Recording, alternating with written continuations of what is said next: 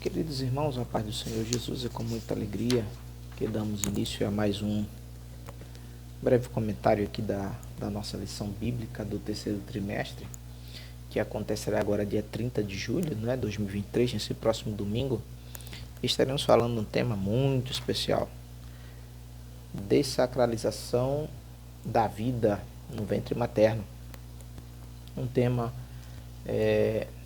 também atual, aonde a igreja aqui ela se posiciona, e nos dá mais uma vez a sua referência sobre esse tão importante tema.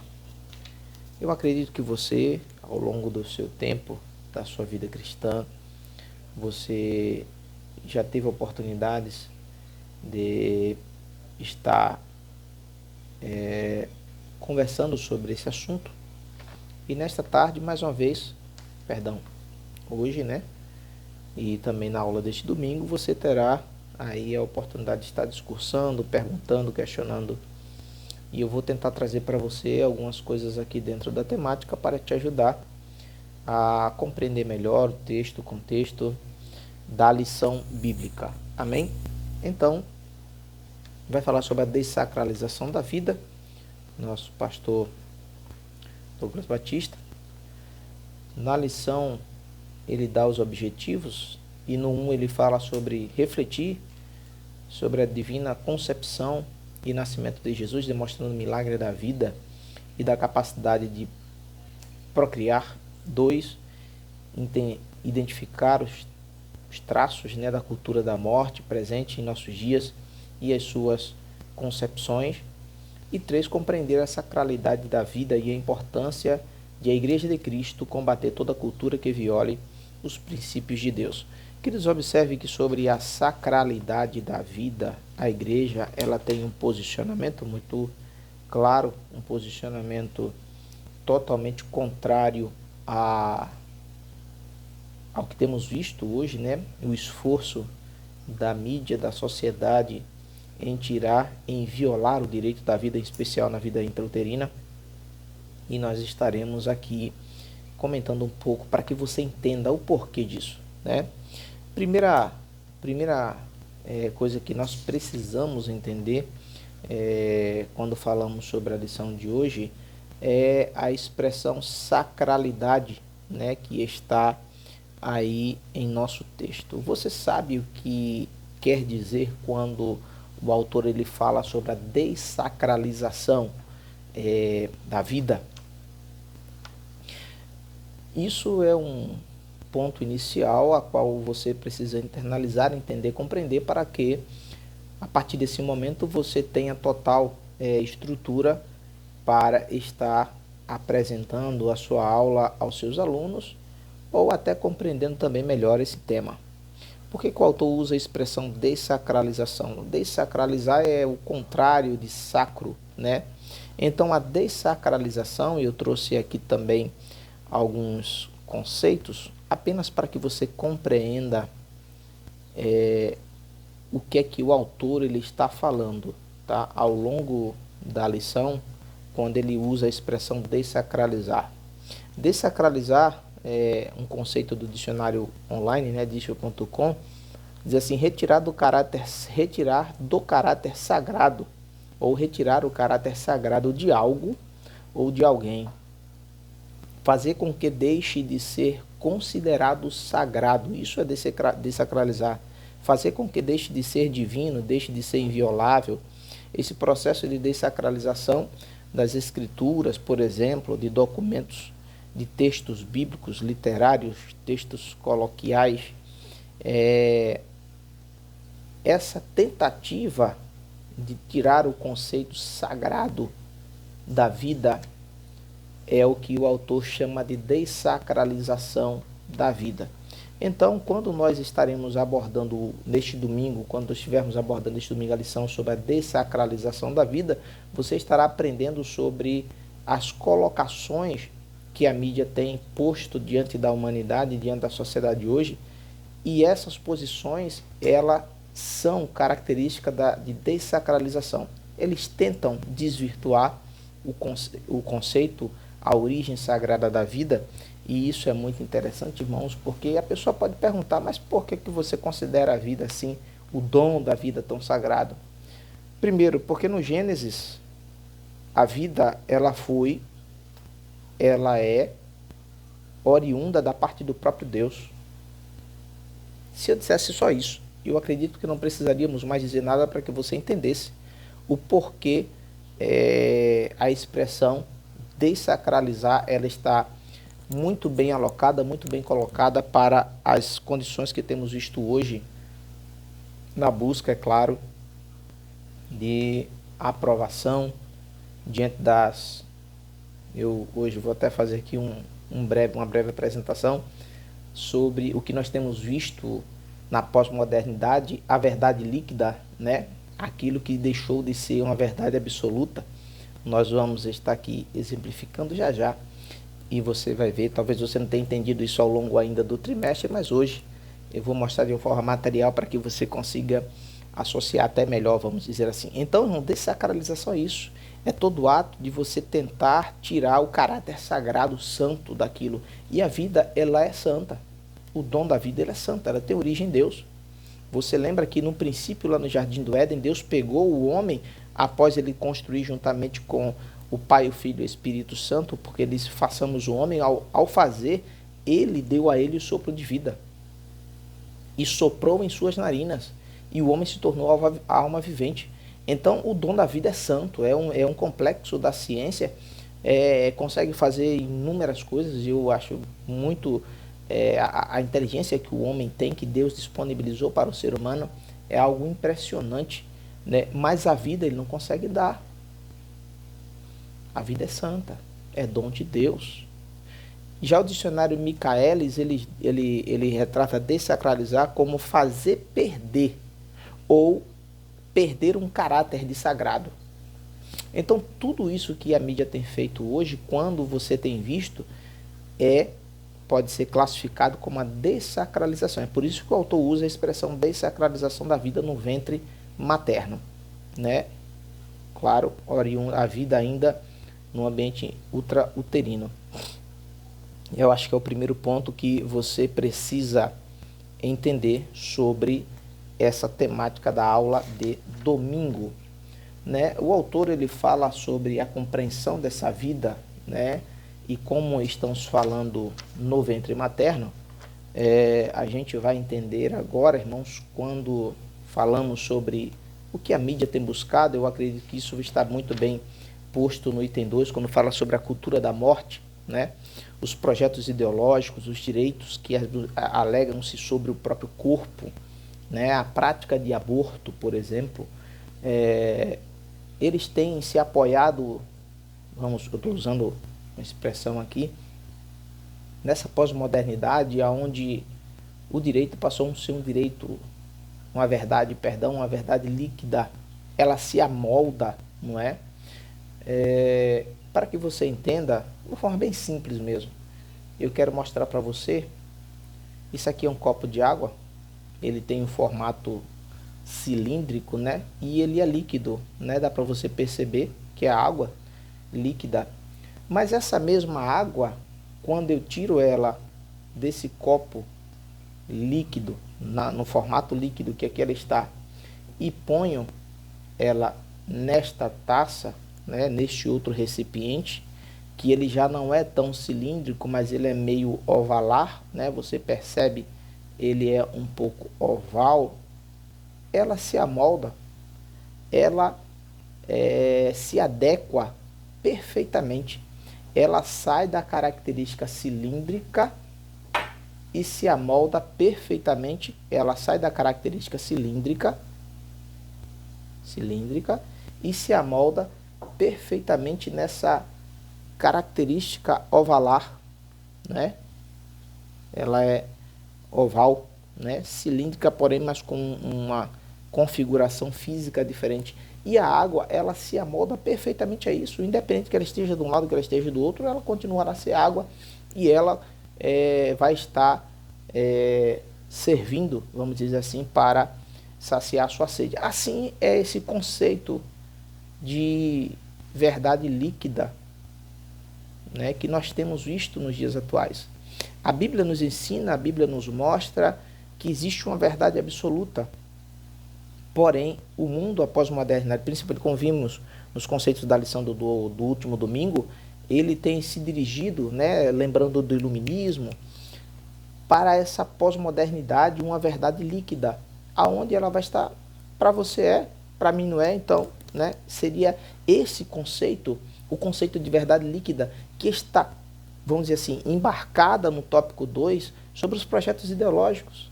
Ele vai dizer que não, os conceitos religiosos não podem ser válidos hoje, não existe isso, depende da necessidade, não pode acontecer. Então, esse conceito da dessacralização da vida, em especial, ele tem tomado muito esse cunho, ele tem conseguido arrebanhar pessoas para que aceitem essa verdade nova, que é uma verdade da realidade atual da vida, né, para que essa dessacralização ela realmente se concretize e aconteça. Então, essa cultura da morte, onde vai falar sobre os projetos ideológicos que vão de encontro à sacralidade da vida, o direito sobre o corpo, que também afronta, né, esta sacralidade, o aborto propriamente dito, você vai ver exatamente essa verdade líquida que eu mostrei para você, materializei apenas para contextualizar, em uma condição assim plena, né, onde as pessoas se apoiam a depender da sua necessidade, para assim tomar uma decisão.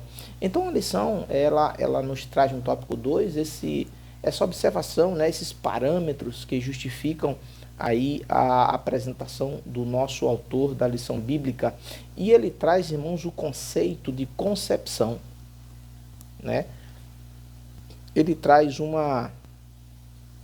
comentário, um contexto de concepção de Jesus Cristo, a concepção de Cristo.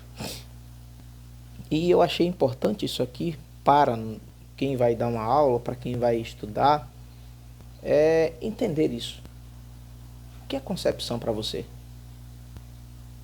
Se você não entender isso, como é que você vai ensinar? Então vamos lá. O que é concepção? Concepção é aquele momento onde a vida, nós estamos falando de concepção da vida, tá? Ela passa a existir. Então, existe um dilema, eu peguei aqui uma observação aqui. A vida começa na concepção? Uma pergunta. 5 opiniões. Vou trazer para você o que está no mundo hoje. 5 opiniões sobre o início da vida. Porque, para o cristão, o que Deus nos ensina, a vida, ela está desde a concepção. E quais são as 5, vamos dizer assim, principais teorias sobre o início da vida? Primeira, que o início da vida ocorre no momento da fecundação, e ali é a concepção. A segunda, que o início da vida ocorre quando o embrião chega ao útero da mulher. Terceiro, o início da vida ocorre quando o começo das atividades cerebrais ou da atividade cerebral, ele dá-se início. Quarto, o início da vida ocorre quando o feto pode sobreviver sozinho. E 5, o início da vida ocorre quando o bebê nasce.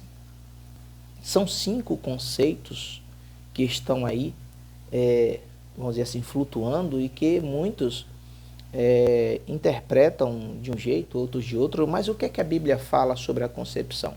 Trazendo sobre o nascimento de Cristo, você vai ver algo que a Bíblia relata no livro de Mateus, no livro de Lucas, aonde uma outra palavra muito interessante, uma outra colocação muito interessante está colocada ali, e você precisa compreendê-la. A expressão desposada. A Bíblia fala que Maria estava desposada com José. E como é que ela pode agora estar gestante? Né? Então, você entende o que é desposada? Eu peguei um conceito, uma colocação, que diz que desposada era, entre parênteses ali, né, noiva. Porém, o costume da época, o noivo, ele, após estar formalmente aliançado com a sua esposa, ele deixava ela, normalmente isso duraria em torno de 1 ano, e ele iria buscar, porque ele precisaria ou construir a sua casa para daí dar-se o casamento, ou então comprar uma casa para ele e para sua noiva. E nesse intervalo de tempo, aquela mulher estava desposada com seu marido, mas ela não tinha relacionamentos,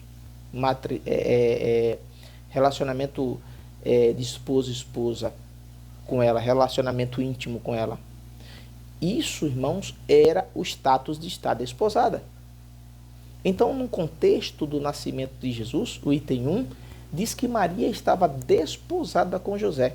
Havia uma aliança entre ela e José, já formalmente assegurada. E nesse tempo, observe, nesse tempo, o anjo teve um encontro com Maria e anunciou a ela que ela daria à luz um filho. É por isso que no texto você vai perguntando, mas como se eu não conheço o marido? Não é? Então, ela estava desposada. Uma vez o anjo informado, ela, vamos dizer assim, dar-se início o seu período gestacional, você vai entender que a doutrina cristã, a Bíblia, ela entende que existe ali a vida desde o início da concepção. Quando é que se dá isso? Para efeito, podemos dizer que, para que você entenda, um pouco de sistema reprodutor feminino, vamos dizer assim, mensalmente existe um ciclo onde a mulher ela tem as suas ovulações, ou a sua ovulação, e naquele momento ela libera o óvulo, desce pelas suas trompas. Se nesse período ela tiver o relacionamento sexual com o seu esposo e houver naquele momento a junção entre o espermatozoide masculino e o óvulo feminino, aquele óvulo que está ali no seu ventre, ele será fecundado. E uma vez havendo a concepção, havendo a fecundação, já existe a partir daquele momento a parte masculina e a parte feminina ajuntados, cromossomos, se não me falha a memória, não estou muito bem aqui na parte de biologia, perdão. Então, já existe a carga genética masculina ajuntada à carga genética feminina e a Bíblia diz que desde esta concepção existirá vida. Pronto. E agora? Este óvulo que passa a ser chamado de ovo ou zigoto, é o que você também vê na sua lição, ele irá em direção à parede uterina da mulher. E esta parede uterina, que estará com sangue, né, ele fará ali o seu alojamento, ele se alojará ali na parede chamada endométrio, ele estará ali no ventre da mulher, e ali ele permanecerá pelo período gestacional. Então, para nós cristãos, para nós igreja, para nós que conhecemos e vivemos e pregamos, conhecemos, temos o ensinamento cristão, a vida ela já deu-se início desde esse momento. Desde esse momento. Então, querido irmão, a concepção para o ser humano, a vida à luz da Bíblia, ela vai desde a sua concepção. Desde a sua concepção. E a concepção, para que você entenda, ela ocorre nesse momento, à luz da Bíblia. É como eu falei para você. Existem culturas que vai dizer, ou ciências, ou defensores que vai dizer que a vida ela dá-se a início a partir do momento em que o embrião está no útero da mulher. Outros, já quando este embrião já tem atividades cerebrais. Outros, só quando ele já pode sobreviver sozinho. E outros, só após o nascimento do bebê. Mas a concepção se dá no encontro entre o espermatozoide masculino e o óvulo feminino, à luz do que pregamos. Então, quando você estiver a ensinar aos seus alunos, lembre-se disso. Lembre-se disso.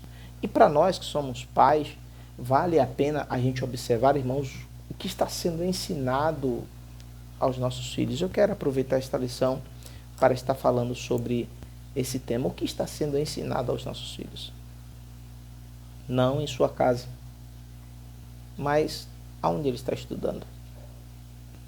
Tenha certeza que esta concepção sagrada da vida não está sendo observada. Então caberá a você, servo de Deus, chefe de família, estar junto ao seu filho, em especial neste momento, para conversar com ele e ensiná-lo sobre esse assunto. Os conceitos de sacralidade, de concepção,